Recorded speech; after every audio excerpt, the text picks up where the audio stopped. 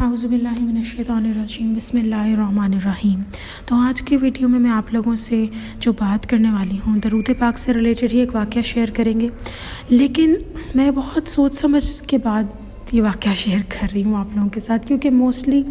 میرے چینل پہ یا جو بھی درود پاک کی جرنی شروع کرتے ہیں لوگ، وہ کرتے ہی اپنے دنیاوی مسائل کا حل یا اس سے نکلنے کے لیے کرتے ہیں۔ تو ایسی بات نہیں ہے کہ اس واقعے میں کوئی ایسی بات ہے کہ جس سے اندر حل نہ ہو، لیکن اس واقعے کے اندر دنیاوی زندگی سے زیادہ آخروی زندگی کے بارے میں زیادہ ایکسپلین کیا گیا۔ تو واقعہ کچھ یوں سٹارٹ ہوتا ہے کہ ایک بہن کہتی ہیں کہ انہوں نے وہی درود ابراہیمی پڑھنا شروع کیا۔ دیکھیں، جو چیز ہمیں چاہیے ہوتی ہے نا، جس بھی چیز کا ہم ارادہ کرتے ہیں حاصل کرنے کا، وہ ہمیں ملنی ہوتی ہے درود پاک سے۔ تو ان بہن کا بھی مقصد دنیاوی زندگی کی کچھ معاملات کو حل کرنا تھا، لیکن ان کا مقصد، وہ کہتے ہیں نا ڈیپ ڈاؤن ان سائڈ ہمارے کوئی نہ کوئی اور مقصد بھی چھپے ہوتے ہیں جو ہم چاہتے ہیں کہ ہمیں مل جائے، ورنہ اس کے بغیر تو کوئی چیز نہیں آتی سامنے۔ تو یہ بہن تقریباً کافی ٹائم سے درود ابراہیمی پڑھ رہی تھیں، اور یہ کہتی ہیں کہ پھر میرا رجحان کچھ چینج ہوا اور میں نے اللہ تعالیٰ سے دنیا کے بجائے آخرت بھی مانگنا شروع کر دی۔ پہلے تو مانگ رہی تھی ربنا آتینا فی الدنیا والی دعا سے، لیکن وہ کہتی ہے کہ خصوصی طور پہ میں نے دعا مانگنا شروع کر دی اللہ تعالیٰ سے کہ یا اللہ، مجھے آخرت کے مقصود حصول کے لیے میں آپ سے دعا مانگتی ہوں کہ میرا جو مقصود حصول ہے وہ آخرت بنا دیں، اس کو مجھے اس طرح بنا دے کہ میرا مقصد صرف آخرت کو حاصل کرنا ہو۔ تو یہاں پہ بہن کہتی ہیں کہ جب انہوں نے اس چیز کے اوپر فوکس کرنا شروع کیا اور یہ اس چیز کی طرف گئی، ان کی ان دعاؤں کو مانگنا شروع کر دیا ساتھ میں، تو انہوں نے نوٹ کیا کہ ان کے سامنے بلکہ ان کے اندر بھی کچھ ایسے فیلنگز آنا شروع ہو گئیں اس معاملے میں کہ دنیا فانی ہے اور دنیا کی چیزوں سے ان کا دل چاٹ ہونا شروع ہو گیا۔ لیکن کہتی ہیں سامنے نہ ان کے کچھ واقعات آنا شروع ہو گئے، جیسے ہمیں پریپیئر کیا جاتا ہے، بالکل ویسے ہی کہتی مجھے بھی ایسے لگا جیسے مجھے پریپیئر کیا جا رہا ہے۔ سامنے ان کے کیا آنے لگ گیا کہ کہتی ہیں کہ مجھے نظر آنے لگی ایسے واقعات، رابعہ بصری کے واقعات آنے لگ گئے میرے سامنے کہ کس طرح انہوں نے ساری زندگی دنیا کو ترجیح نہیں دی اور یہ دنیا فانی ہے اور اسی طرح چلتی رہیں۔ پھر کہتی ہیں ایسی حدیث آنے لگی میرے سامنے جہاں پر یہ بتایا جاتا ہے کہ حضور اکرم صلی اللہ علیہ وسلم نے یہ فرمایا کہ ان سب سے زیادہ مشکلات جو ہے وہ انبیاء پر آتی ہیں، پھر ان لوگوں پہ جو اللہ کے محبوب ہوتے ہیں، اور پھر جتنا درجہ، جتنا رتبہ جس انسان کا ہوتا ہے اس کے اکارڈنگ اس کے اوپر مشکلات اور پریشانی آتی ہے۔ تو کہتی ہیں تھوڑا سا گھبرا بھی گئیں، کیونکہ پریشانی مشکلات تو کسی کو اچھی نہیں لگتی، لیکن اگر ہم حضور اکرم صلی اللہ علیہ وسلم کی لائف کو دیکھیں تو آج ہم سے کوئی غلط تلخ لہجے میں بات کرتے ہیں، ہمیں بہت ہرٹ ہوتا ہے، ہم اس سے بات کرنا بند کر دیتے ہیں یا اس سے دوری اختیار کر لیتے ہیں، یا اگر دوری اختیار نہیں کر سکتے تو اس کو اچھا نہیں سمجھتے۔ لیکن حضور اکرم صلی اللہ علیہ وسلم کے زمانے میں آپ سوچیں، ان کے اپنے سگے رشتہ داروں نے ان کے ساتھ غلط سلوک کیا۔ کون سا ایسا اسپیکٹ ہے، شاید ہی کوئی ایسا معاذ اللہ اسپیکٹ ہو جو ہمیں حضور اکرم صلی اللہ علیہ وسلم کی زندگی میں نہ ملے۔ اگر آپ ان کے لائف میں دیکھ لیں تو بچپن میں وہ یتیم ہو گئے، پھر اس کے علاوہ اگر آپ نوٹ کریں تو ان کی لائف جب شروع ہوتی تھی اس کے بعد انہوں نے کافی محرومیاں دیکھی۔ تو کہ وہ بہن کہتی ہیں کہ جب میں نے یہ باتیں نوٹ کرنا شروع کی تو اکثر اوقات وہ کہتی ہیں کہ جن چیزوں پہ میں ہو بقا کرتی تھی، یعنی کہ چیخ پڑتی تھی، ان کے اوپر مجھے صبر آنے لگ گیا۔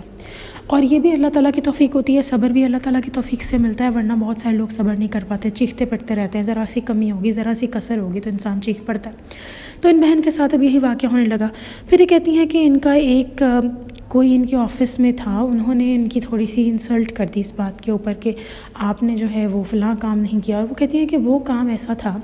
کہ میں نے اس کام کا مجھے یاد بھی نہیں اور نہ انہوں نے کہا۔ اب کس فرسٹریشن میں انہوں نے مجھے وہ بات کہہ دی یا میں بھول گئی، جو بھی سینیریو وہ کہتی بنا وہ بہت ڈسٹربنگ تھا، اور انہوں نے 2 منٹ کے لیے سوچا کہ اچھا مجھ پہ آزمائش آئی ہے یا سزا۔ تو کہتی ہیں حضرت علی کا ان کو کال یاد آیا کہ آزمائش ہوگی تو ایسی ہے کہ ظاہر اللہ تعالیٰ کی طرف آپ رجوع کرتے ہیں مشکل پریشانی میں، اور کوئی ایسی پریشانی اس میں آپ اللہ تعالیٰ سے شکوہ شکایت کرنے لگ جاتے ہیں، وہ آپ کی سزا ہوتی ہے۔ تو وہ کہتی ہیں کہ میں نے تھوڑی دیر کے لیے کہا کہ یا اللہ، اگر مجھ پہ یہ پرابلم آئی ہے اس کا مطلب آپ مجھ سے بہت پیار کرتے ہیں۔ لیکن پھر وہ کہتی ہیں کہ کیونکہ یہی بات ہے، جن سے اللہ محبت کرتا ہے اللہ ان کے اوپر آزمائشیں کہتے ہیں زیادہ آنے لگ جاتی ہیں۔ لیکن وہ کہتی ہیں کہ میں نے سوچا کہ اگر ایسی بات ہے تو کیا اللہ تعالیٰ سب کچھ مجھے نہیں عطا کر سکتے، کیونکہ انسلٹ تو کسی کو بھی اچھی نہیں لگتی، لیکن صبر کرنے والے کا مقام بہت بلند ہوتا ہے۔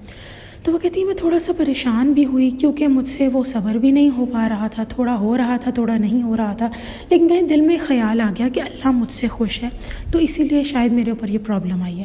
پھر وہ کہتی ہے کہ میں کوئی اتنی حرفن مولا تو نہیں تھی کہ میں ہر بات کے اوپر صبر کر لیتی، لیکن جب بھی کوئی پرابلم آنی تو اس کے اوپر میں نے اپنا مائنڈ سیٹ یہ چینج کر لینا، اپنی تھاٹس کو ایسے چینج کر لینا، سوچوں کو ایسے چینج کر لینا کہ یہ جو چیزیں آ رہی ہیں نا یہ اللہ تعالیٰ کی طرف سے آ رہی ہیں، میں اللہ تعالیٰ کی طرف رجوع کر رہی ہوں، اللہ تعالیٰ جو ہیں وہ مجھے معاف کر دیں گے اور اللہ تعالیٰ مجھ سے بہت پیار کرتے ہیں۔ تو یہ باتیں سوچتے ہوئے کہتی ہیں ٹائم گزرنے لگ گیا، لیکن کہتی ہیں پھر ایک اور میرے دماغ میں تھاٹ آئی، میں نے اللہ تعالیٰ سے دعا میں مانگنا شروع کر دیا کہ یا اللہ اگر تو مجھے کوئی پرابلم آتی ہے جو آپ نے میرے نصیب میں لکھی ہے یا کوئی آزمائش، تو پلیز میں آپ سے یہ دعا مانگتی ہوں کہ آپ جب وہ مجھ پہ آئے تو مجھے ایسے لگے جیسے وہ پرابلم میرے لیے پرابلم ہی نہیں ہے۔ جیسے ہم کچھ باتیں ہوتے ہیں نا، اکثر اوقات کچھ لوگ ہوتے ہیں بڑی سے بڑی بات کو اگنور کر دیتے ہیں اور انہیں فرق ہی نہیں پڑتا، کہتی بالکل میں نے اللہ تعالیٰ سے دعا کی کہ یا اللہ ویسے کر دینا میرے ساتھ کہ مجھے فرق ہی نہ پڑے۔ ان باتوں کو سوچتے ہوئے کہتی ہیں کہ میں نے اللہ تعالیٰ سے یہ بھی مانگا کہ یا اللہ میں آپ سے دین و دنیا کی بھلائی مانگتی ہوں، میں دنیا آخرت دونوں میں جنت مانگتی ہوں آپ سے۔ ان کا جو واقعہ ہے وہ تھوڑا سا ٹوسٹڈ واقعہ ہے، کیونکہ اس سارے میں ہمیں صرف یہ سینیریو پتہ لگ رہا ہے کہ کچھ لوگوں کے، کیونکہ وہ کہتی ہے کہ میرا مقصد تو آخرت ہی تھا اور آخرت ہی ہے، تو وہ کہتی ہیں کہ دعا میں کہیں نہ کبھی انہوں نے کیونکہ آخرت مانگی تھی۔ تو دیکھیں آپ کی جو لائف ہوتی ہے درود پاک سے کیا اب یہاں پہ سالو ہوا ان کے لیے۔ پہلی بات تو یہ کہ انہوں نے آخرت مانگی، انہیں آخرت ملنا شروع ہوگی، لیکن جو ان کی لائف تھی اس کے اندر ان کو جو آخرت مل رہی تھی وہ کچھ اس طریقے سے مل رہی تھی کہ ان کو دنیاوی زندگی سے ایک تو بالکل کہتے ہیں تھک جاتا ہے انسان، بور ہو جاتا ہے، بالکل ویسے وہ ہونا شروع ہو گئی تھی، اور لائف ان کی جو پرابلمز آ رہی تھی ان پہ وہ سمجھ رہی تھی کہ مجھے ان پہ صبر کیسے کرنا ہے، کیونکہ کچھ لوگوں کی پرابلمز آتی ہیں انہیں پتہ ہی نہیں ہوتا انہیں صبر کیسے کرنا ہے، اور کچھ لوگوں کو وقت کے ساتھ ساتھ صبر کرنا آتا ہے۔ تو غرض یہ کہ یہ جو اچیومنٹ وہ کرنے جا رہی ہیں یہ بہت بڑی ہے، لیکن وہ کہتی ہیں میں ساتھ ساتھ یہ بھی دعا مانگتی ہوں کہ یا اللہ مجھے دنیا اور آخرت دونوں میں آسانی عطا کریں، آسودگی عطا کریں، جو کہ وہ کہتی ہیں کہ ایک حضرت سلیمان رضی اللہ عنہ کی اگر بات کی جائے تو ان کو بھی دیکھا جائے تو ان کو اللہ تعالیٰ نے دنیا میں بہت بڑی بادشاہت عطا کی، جنوں کی بھی بادشاہت، جانوروں کی بادشاہت، اتنا کچھ، تو یہ اللہ تعالیٰ کے اختیار میں ہے کہ وہ آپ کو سب کچھ عطا کر سکے۔ لیکن جب آپ کے اوپر کوئی پریشانی یا مصیبت آئے تو اس کے اوپر تھوڑی دیر کے لیے سوچیں کہ جو پرابلم میرے پر آ رہی ہے یہ اس وجہ سے نہیں آ رہی کیونکہ میں بہت کوئی گنہگار ہو گئی ہوں یا یہ اللہ تعالیٰ مجھ سے ناراض ہو گئے ہیں، یہ سب اس وجہ سے آ رہی کہ اللہ تعالیٰ مجھ سے پیار کرتے ہیں۔ اور درود پاک جو ہم پڑھتے ہیں تو ہمارے لیے ان چیزوں پہ صبر کرنا آسان ہو جاتا ہے۔ تو یہ درود پاک کا ایک اور فائدہ، میں ان کا واقعہ تو خیر بہت ہی ایک ڈیپ واقعہ ہے، جو لوگ سمجھیں گے وہ سمجھ جائیں گے میں کیا کہنا چاہ رہی ہوں، لیکن درود پاک جو آپ کو ہے یہ آپ کے لیے ہر چیز آسان کر دیتا ہے اور ہر چیز اپنا حل لے کر آتی ہے۔ اگر خدا نخواستہ کوئی پرابلم آتی ہے تو وہ کچھ ٹائم تک ہے، اس کے بعد وہ حل بھی ہو جائے گی۔ ہمیں نہیں سوچنا چاہیے کہ بس یہ رہے گی ایسا نہیں، بس آپ کا صبر دیکھنا ہوتا ہے اس ٹائم اللہ تعالیٰ نے۔ ویسے تو میں یہ دعا کرتی ہوں کہ کسی کو بھی اپنی زندگی میں صبر نہ کرنا پڑے، لیکن اگر آپ کی لائف میں کہیں آپ کو صبر کرنا پڑ جائے تو پریشان نہیں ہونا، آپ نے اللہ تعالیٰ ہیں آپ کے ساتھ،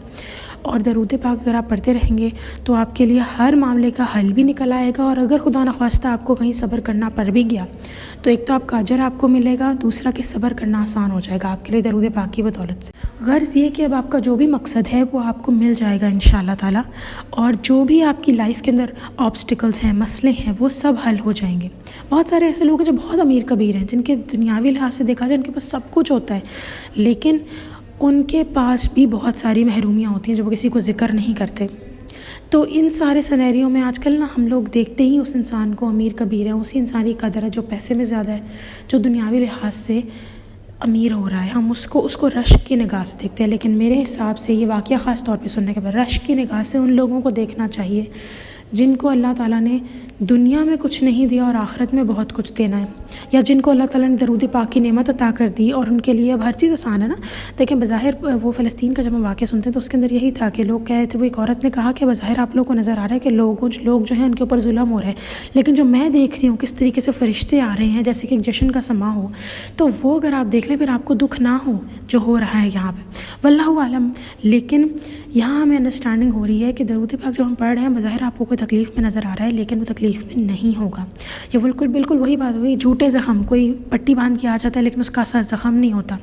کوئی ڈرامہ ہم دیکھتے ہیں اس میں انہوں نے پٹی باندھی ہوتی ہے لیکن اس کا اصل زخم نہیں ہوتا، بالکل ویسے ہی درود پاک پڑھنے سے ہر معاملے میں آپ کے لیے آسانی ہو جاتی ہے. پھر آپ کا جو مرضی مقصد ہو، جیسے ان بہن کا آخرت بن گیا، جو بھی ان کی لائف میں پرابلمز آ رہی تھیں اس پہ صبر کرنا بھی ان کے لیے آسان ہو گیا. تو میں یہ نہیں کہتی کہ اللہ نہ کرے کہ آپ کو جو ہے وہ آپ کی خوشیاں آپ سے چھنیں، آپ کو کوئی پرابلمس، میں دعا نہیں کرتی کہ آپ پہ کوئی پرابلمس آئے، لیکن میں یہ ضرور دعا کرتی ہوں کہ درود پاک سے آپ کے جو بھی مسئلے مسائل ہیں وہ سب حل ہوں، ان میں آسانی ہو. چلے جی، انشاءاللہ تعالیٰ نیکسٹ ویڈیو میں پھر حاضر ہوں گی. لیکن ایک بات اور، اگر میں کہوں کہ درود پاک پڑھنے والے کی زندگی ہر اسپیکٹ سے، ہر معاملے سے آسان ہو جاتی ہے، تو یہ کہنا غلط نہیں ہوگا. انشاءاللہ نیکسٹ ویڈیو میں پھر حاضر ہوں گی. تب تک کے لیے اللہ حافظ.